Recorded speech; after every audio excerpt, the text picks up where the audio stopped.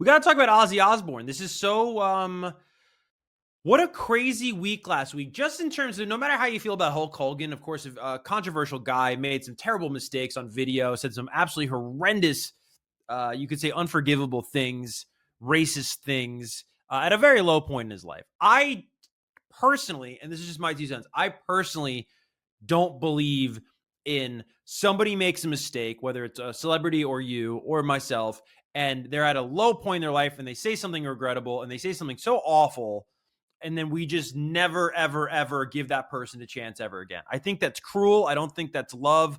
I don't think that you beat hate with more hate. I think you beat it with love. And so I think that there's a very different situation if somebody had led a life of hate and promoting hate and attacking people and versus just making a terribly regrettable decision on a video camera or a videotape of being privately recorded in a home at a low point in your life.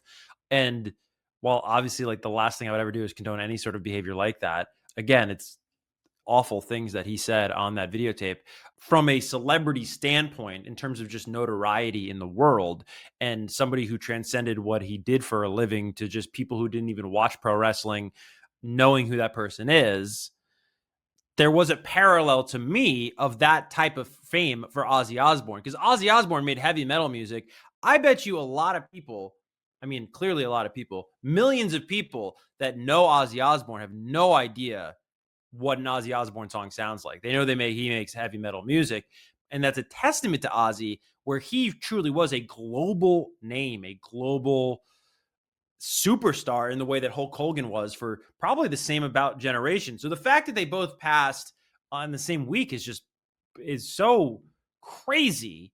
And I don't know about you, but it made me have a very nostalgic week, a very reflective week. I find that when people mean a lot to you, whether you know them or not, you almost like have to press pause in your life and you have to reflect. Because especially for a guy my age, born in the 90s, maybe second to Batman, Hulk Hogan was like the first idea of a hero I ever knew. And I didn't even watch wrestling. He had a TV show I used to watch called Thunder in Paradise that had a really cool boat in it. I think that I had the boat toy as a kid. And so, I had like a piggy bank of Hulk Hogan. Like you would put, like it was a thing of Hulk Hogan, said Hulk Hogan on the sides. And I wonder if I can find this actually, just to give you an idea. I mean, this is like one of my earliest toys I remember, like in my room. Oh my gosh, here it is.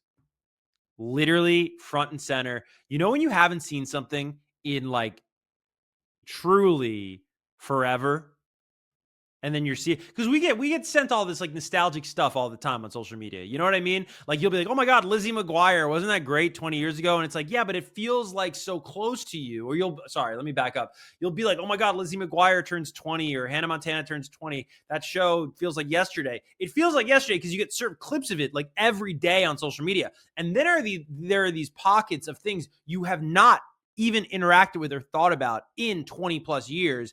And that is the most sobering and accurate portrayal of how long ago that time period was. So you need something that truly was that long ago that you haven't seen it on social media. But anyways, I'm trying to get this picture. And of course, the internet is being the internet. And like, I can't get a picture of this, really?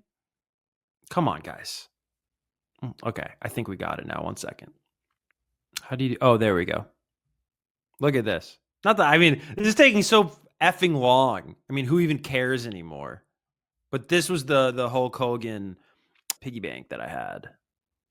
Make that yeah, there we go. But so look at that. I had this when I was like 3 years old, 2 years old. And I didn't even watch wrestling as a kid. I would later on in my life. I would become a pro wrestler actually. But I mean, this is how huge this guy was. I don't even know if it dawned on me that he was a real person. But yeah, you would put coins in this person. I forget where the coins, I want to say the coins went in his mouth, which sounds odd, but I'm pretty sure that's how that went down back in the day. But in a similar way, Ozzy Osbourne, and that's what we're here to talk about. Ozzy Osbourne was just as huge in culture. You've probably seen every single type of tribute to Ozzy Osbourne, and I was thinking about what we could talk about on this stream that hasn't been talked about with Ozzy. And what I can do is I can speak uniquely to my experience as a millennial and Ozzy Osbourne. Because I wasn't around for Black Sabbath. I wasn't around for the 1980s Ozzy. I wasn't around for the, alleged he bit a head off a bat. I wasn't around for that. I was born in the 1990s. So how I knew Ozzy was as a reality star, as a spokesperson, as someone with a family, as somebody with a festival. And I started thinking about all these ways that I know of Ozzy, that people my age know of Ozzy Osbourne. And it is truly not an exaggeration that if you're a millennial, your life would not look, sound, feel like it does if not for Ozzy Osbourne. The world would not be what it is today without Ozzy Osbourne. Now, I'm not being romantic here. I'm not trying to make a point that, we're all individuals and we all have unique contributions to the world. No, fundamentally, the way the world works right now, and I'm going to lay this all out so you know what I'm talking about, and it's going to blow your mind, I'm telling you. The way the world works right now, the reason there are companies, which I'll cover, worth billions and billions of dollars, you can trace back to Ozzy Osbourne. The way media works, the way entertainment works, you can trace it back to Ozzy Osbourne. It's really kind of crazy. Remember that old game, if you're old enough to remember, like 7 Degrees or 6 Degrees of Kevin Bacon? I don't even remember how that started, a little too before my time. But you used to be able to connect any two people to Kevin Bacon or any person to Kevin Bacon within 6 degrees, which I feel like, can't you do that with anybody? Or maybe not. I don't know how that works. But Ozzy Osbourne changed the course of human history. And it began, obviously, with his music and Black Sabbath and heavy metal. Let's start there. That music wouldn't even be a thing. It wouldn't even be a genre if it wasn't for Ozzy Osbourne. But I want to dive into when we become aware of Ozzy Osbourne. And that is with the reality TV show, The Osbournes. And this premiered March 5th, 2002 on MTV. It became their highest debut ever on MTV. Now, to paint you the picture, in March of 2002, correct me if I'm wrong, we had never seen a reality show like that. We've seen The Real World. We'd seen Survivor. Another show around that time period that I feel like straddled the line of reality and TV was Who Wants to Be a Millionaire, oddly enough. That was a huge show. And of course, it was always normal, everyday people on game shows. But that show, I think because it was one person in the chair with Regis, you'd get to know the person. They'd kind of interview the person. It wasn't a team like a Family Feud or what have you, or anything that came before it. And I remember the first day that somebody won the $1 million, it was all over the papers. It was in the newspaper that, hey, tonight, this guy, and I don't remember his name, but he was a celebrity for a minute. First winner of Survivor, Richard Hatch, big time celebrity. But we had never seen this style of show where it was a famous family. We were inside their home. This is something so inquantifiable to a person today, where the biggest stars, when Drake posts a selfie, we'll talk about Drake later in the show, but when Drake posts a selfie from his mansion, wherever that is in Toronto, you don't realize, you're inside his house via that social media post. When Justin Bieber posts he and his wife on the sofa, we're inside of their home through that video. And we just take it for granted. We don't even think in those terms anymore with social media because we've been so desensitized to it. But you used to not be able to see your favorite artist outside of a music video, a red carpet, an interview on MTV. You couldn't imagine your favorite artist or band of that era going to the store. You couldn't imagine NSYNC going to 7-Eleven or Britney Spears going to Kmart or the mall. You couldn't imagine that. And so here we were in March of 2002, and the first season's filmed in the fall of 2001 around the release of Ozzy's album in 2001. But here we are, and we're seeing a family a super famous family inside their house. We're seeing what Ozzy's bedroom looks like. We're seeing what kind of music Jack listens to in the house. We're seeing what they fight about. We're realizing, man, they fight about the same things we all fight about. Within weeks of the show, episodes of the Osbournes started pulling in 7 to 8 million viewers, turning Ozzy from a metal god, if you will, to a household TV figure. In the same ilk as like a Carl Winslow, a Danny Tanner, he was the preeminent television father, because now sitcoms were on the way out officially when this arrived. And so now we have this new format of TV, of sitcom, but it's real. It's realer than, a scripted comedy, a situational comedy. And the show goes on to earn a Primetime Emmy Awards. It totally rewrote the rules of celebrity, right? So you might be listening to me right now and you go, well, that's nice and good. How did this change the world? Well, let me tell you, because reality TV sees this and now everybody wants in on it. I mean, the show is, and deservedly so, widely credited with launching the celebrity family reality template, and that basically defined the 2000s. We talked about Hulk Hogan. He had a show on VH1 in 2005 called Hogan Knows Best. Who do you think that's inspired by? Ozzy Osbourne and the Osbournes. It became a thing. Now, obviously, this all builds up to a show I hope you can understand what I'm building towards. In 2006-ish, about 4 years into the American Idol run, Ryan Seacrest has already diversified from just hosting Idol. He now is the morning show host on Kiss FM in Los Angeles, maybe the biggest pop station in America, maybe second to Z100 in New York. It's Rick D's old spot, legendary DJ in Los Angeles. Seacrest now gets that job. In addition to that job, in 2004, he also starts hosting American Top 40, formerly hosted by Casey Kasem. Amazing gig. So now he's doing Idol. Now Seacrest is doing American Top 40, and now he's doing mornings drive time on the big pop station in LA, Kiss FM. In addition to all that, he starts shopping around a reality show around this time, 2006. Now, Seacrest is on the record. This is a direct quote I'm going to read you from Seacrest, saying, quote, "I loved watching the Osbournes, which was the first show of this genre, this reality genre, which is how the Kardashians started," says Ryan Seacrest.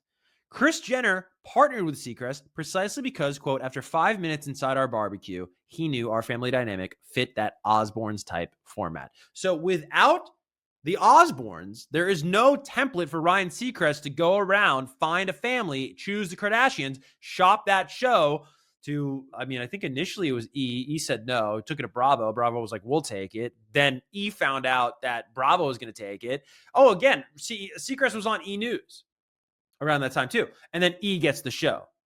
So that show premieres in 2007. I don't need to tell you, if you're watching this video on planet Earth after 2025 when we're recording it, that show changes celebrity culture, changes media, is the birth of the influencer, with Kim kind of being that first iteration of the influencer in the social media age. And so if you want to back it on up, before we even get to 2007, Ozzy saves MTV. Because if you look at MTV, it debuts in 1981. And it always sort of has the same cycle, right? Like a big star will come along. Early on, it was like new wave bands like Duran Duran and all these bands from the UK and Australia, a Flock of Seagulls. You have Cyndi Lauper. You have Madonna at the top of that list. You have Michael Jackson, right? And then like people get bored of that. About 4, 5, 6 years after that, what does MTV have to do? They have to spice things up, right? Hair metal's well and good, but everyone's kind of getting tired of the VJs, so they get rid of the VJs and they start bringing in game shows, remote control. A couple years after that, The Real World, right? A couple years after that, Road Rules. You get dating shows. You get Singled Out, right? There's the alternative rock boom of the 90s, and you get Alternative Nation. You get 120 Minutes on MTV, right? And then in the late 90s, the Orlando pop boom happens with the Backstreet Boys and Britney Spears and Christina Aguilera and NSYNC, and you get TRL, Total Request Live. Now, we've talked before on the show, TRL has an amazing moment in 1999, and it becomes a phenomenon. Now, in August or September of 1999, two kids up in Boston start Napster, and you can draw a direct line in terms of syncing viewership of TRL to the dawn of Napster, because my generation, maybe yours too, we don't need the middleman anymore. We don't need to watch TRL anymore. We can just go and download these songs, right? We don't have to even figure out about the songs or find out about the songs on TRL. We can just find them out on Napster. It costs us nothing. It's free. There's no barrier to entry. And TRL begins to lose 15 to 20% of its audience year over year, beginning in the fall of 1999. So MTV has a problem. They have a problem. They need a hit show. 2002, their star host of that show, the flagship show, TRL, he's leaving. He's going to NBC, Carson Daly. He's got a late night show. He sees the writing on the wall. He's out of there. So here comes Ozzy Osbourne. And to give you an idea, 7 to 8 million viewers a show is like gangbusters. Insane in 2002. On cable, get out of here. So this landmark, this pillar, this benchmark, maybe I should say, of millennial culture, MTV, is saved by Ozzy Osbourne. Completely normalizes this sort of like rough around the edges portrayal of celebrities, which then, of course, gives way to the raw, unfiltered nature of social media. We see celebrities in imperfect ways on the Osbournes. Again, revolutionary. You got to understand, pre-2002, what are we seeing? We're seeing Britney Spears all dolled up. We're seeing the Backstreet Boys looking perfect. We're seeing rock bands on the top of the Trade Center with Biscuit. That's the cultural moment right before this. And now we're seeing Ozzy not biting the heads off a bat, not throwing up the rock horns, not in front of sold out crowds necessarily. We're seeing him lose things in the house. He doesn't know where his keys are. He doesn't know where the dog is. He doesn't know what the cat's doing. We're seeing him walk his dog. We're seeing him get lost. We're seeing him make mistakes. All of this was, again, it sounds so boring now, right? Compared to what we get on social media with vlogs and with all this stuff with streaming, right? But the celebrity vulnerability era begins with Ozzy Osbourne and completely rewrites how to present yourself as a celebrity because of this show. The other part of this whole conversation is the fact that the defining sound of millennial rock is nu metal, right? Which is controversial, and some bands are going, don't call us nu metal. I get it. You don't want to be called nu metal. Whatever you want to call it. 2000s rock, okay? The biggest names, Korn, Limp Bizkit, System of a Down, Linkin Park, novelty acts like Crazy Town, Mudvayne, not a novelty act, just going down the list here. All of these, did Slipknot do Ozfest? Had to have, right? Of course they did in 1999. I mean, the biggest rock bands in the history of our generation got the platform, got the attention of our generation because of Ozzy Osbourne. Ozzy Osbourne did not have to champion these bands. Ozzy Osbourne could have just rode off into the sunset. He was a legend. I'm gonna bring up. Look at this. Let's just look up like Ozfest 2001, and I'll give you an idea of like what this guy did, bro. Look at this. Did you guys hear my stomach? It's crazy. Look at this. Black Sabbath, Slipknot, Linkin Park, Disturbed, Mudvayne, Hatebreed, Marilyn Manson, Papa Roach, Crazy Town, Taproot. Let me see if I can see this a little better for you guys. Non-Point Big Band. Drowning Pool. You know that song? Let the bodies hit the floor. Let the bodies hit the floor, right? For any wrestling fans, you got Union Underground down there. They did the Raw theme song back in the day. Across the Nation, I think the song's called. Insane. We talk a lot about gatekeepers, right? Nowadays, I hate gatekeepers, right? Ozzy was the gatekeeper, but he let everybody in. And he made the careers. Ask any of these rock bands how formative Ozfest was to them and their careers. It's incredible.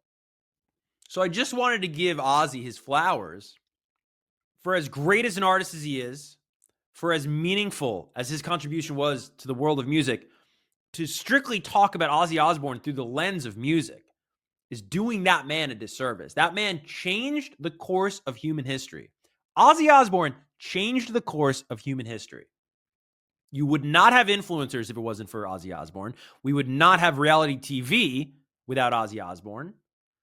We would not have the modern construct of celebrity culture if it wasn't for Ozzy Osbourne. Everything you want to attribute to the Kardashians, that goes to Ozzy.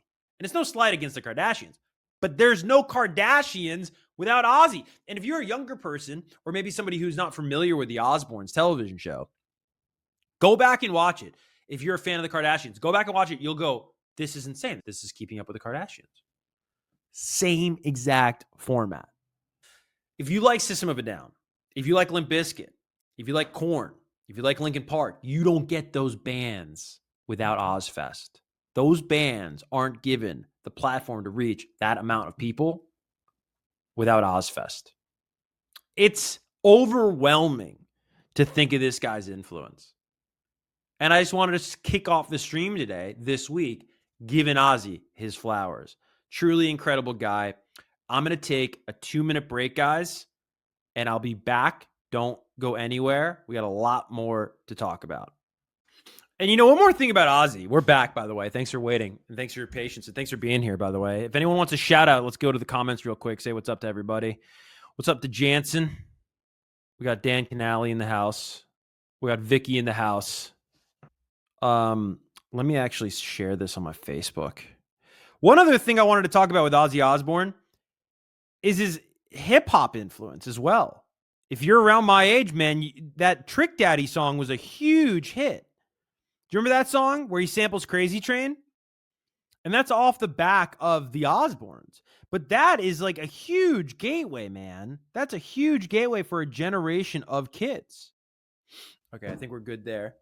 I want to look that up really quick, how that whole song with Trick Daddy came about. Trick Daddy, was it called Crazy Train? Does anybody remember? Oh, it was called Let's Go. Okay. So it says Let's Go is a song by American rapper Trick Daddy, releases the first single from his 2004 sixth studio album. Okay, so the lead single to a hip-hop artist album in 2004 was an Ozzy Osbourne sample. I can't stress to you, bro, like how massive that was for growing the audience of Ozzy Osbourne. It was used in films. Stomp the Yard and Neighbors. It was used in the trailer for Megamind. It was used in the trailer for a video game, Gears 5. I think is how if I'm interpreting that right. It got a remix from Lil Jon and the East Side Boys. And I guess that's all it says. Big hit though. Went top 10 on the Billboard Hot 100. Peaked at number 7. Got to number 4 on the Hot Rap Songs chart. Number 4 on the Rhythmic chart. Number 10 on the Pop Airplay chart. So think about that. It's a crossover hit. Trick Daddy, it's got to be his highest charting song, right? That's the next thing I want to look up. Did Trick Daddy get his highest charting song thanks to Ozzy Osbourne? We're going to look this up real quick. And if you're just joining the show, we're talking about Ozzy, paying our respects. And, what I'm trying to do is just put into perspective this guy's influence. It's so much bigger than you even realize, bro. It's so much bigger than you realize. Trick Daddy has 12 songs that have hit the Hot 100 in his career, 1 top 10. And it's where he samples Ozzy Osbourne. Let's Go, featuring Lil Jon and Twista. Debuted September 18th, 2004. Peaked November 27th, 2004. Spent 22 weeks on the Hot 100 chart. Pretty incredible. Pretty incredible. And a testament to Ozzy Osbourne.